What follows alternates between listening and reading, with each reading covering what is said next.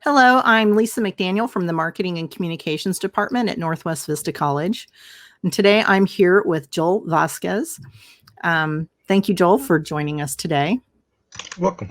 Hi, my name is Joel Vasquez. I'm part of Men of Vista Engaged, and it's a men's empowerment group. And what we try to do is bring discussions to the table um, and also learn leadership skills. And if there's anything that might be hindering, and keep in mind, we are not just open to men, but we are open to everybody on campus. Great. And if somebody wants information about that, they go to Alamo Experience. Is that correct? Absolutely. You can log on to Alamo Experience, click on our tab, and there is opportunities to visit with us. We have bi-weekly meetings, and those meetings are posted through our news articles every week. So please come and join us. Great. So today we're talking here about dating and domestic violence awareness. Joel has some information that he's going to share with us about this. So, Joel, what is domestic violence?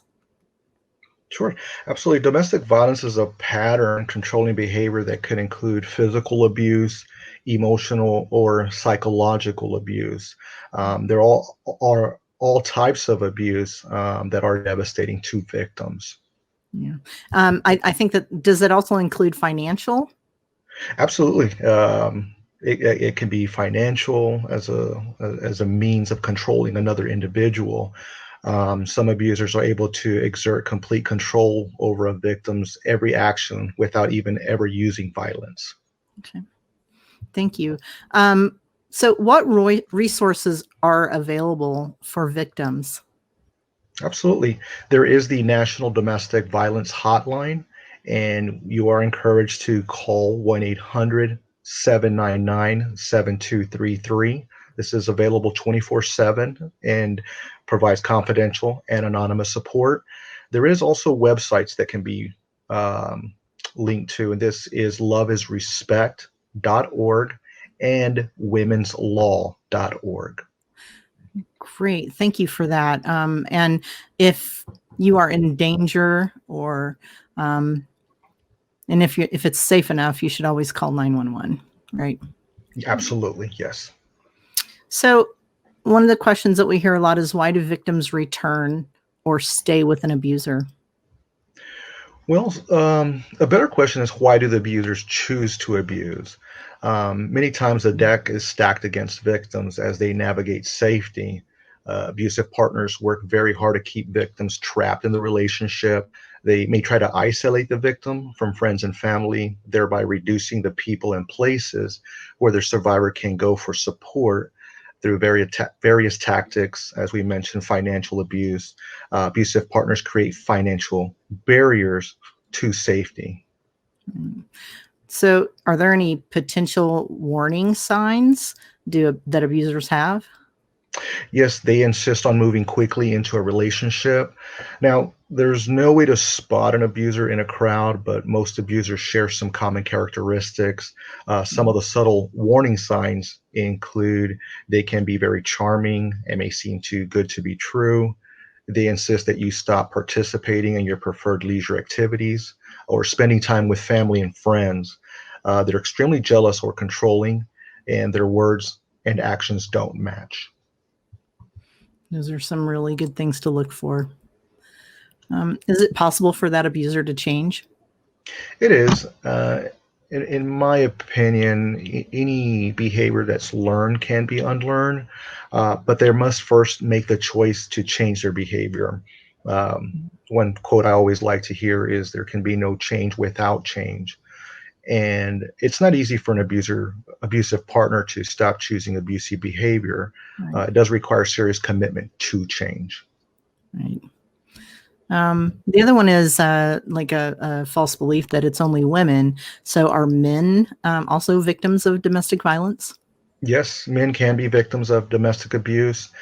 Domestic violence is pervasive, life threatening crime that affects millions of individuals across the United States, regardless of age, economic status, race, sexual orientation, gender, identity, religion, ability, or education level. Wow. Um, How does the economy then affect domestic violence? Well, a bad economy does not cause domestic violence, but it can make it worse. The severity Mm. and frequency of abuse can increase when factors associated with a bad economy are present. Job loss, housing foreclosures, debt, and other factors contribute to higher stress levels at home, which can lead to increased violence. Right. Uh, as the abuse gets worse, a weak economy limits options for survivors to seek safety or escape. What kind of things can I do to help? What kind of things can people out there do to help? Well, everyone can speak out against domestic violence.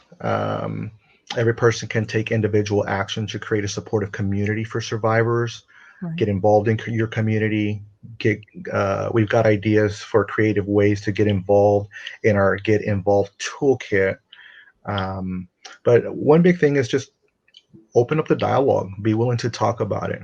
Be Right. willing to listen to somebody who's in need of either needing the resource or actually somebody who might be an abuser. Right. Um, always only if it's safe for you to do so. Yes, So, absolutely. yeah. Do you have anything else that you'd like to share with our viewers? Absolutely. Being a student at Northwest Vista, there are a lot of resources, and if you are unsure how to approach a situation, it's always good to see about getting some advice. Speak to a counselor. Be willing to speak to maybe a staff member, and if not, there are the 800 numbers. And if you are in immediate danger, please call 911. This is something that doesn't just affect women; it does affect men.